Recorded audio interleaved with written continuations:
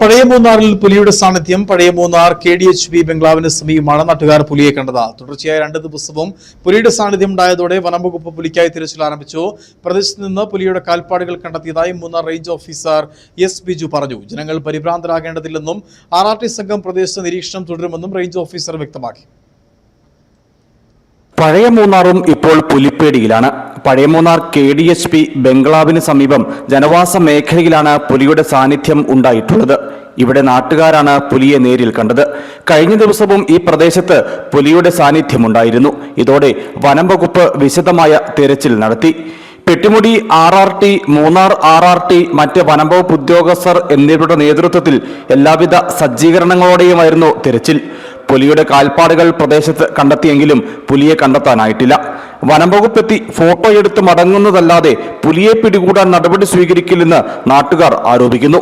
பழைய மூணாரில் பார்த்தீங்கன்னா போன மாதமும் புலி வந்துட்டு போயிருந்திருக்கு.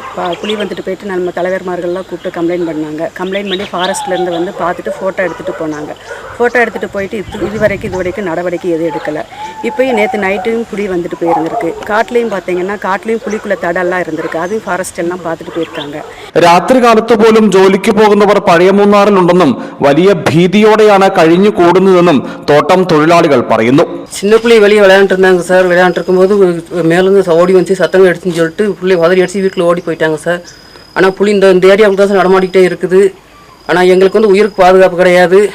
அதனால ஃபாரஸ்ட் சொல்லி சீக்கிரமா புலியை பிடிக்கிறதுக்கு ஒன்று ஏற்பாடு பண்ணுங்க சார். അതേസമയം നിലവിൽ ആശങ്കപ്പെടേണ്ട സാഹചര്യമില്ലെന്നും RRT സംഘം പ്രദേശത്ത് നിരീക്ഷണം തുടരുമെന്നും Munnar range officer S. Biju പറഞ്ഞു.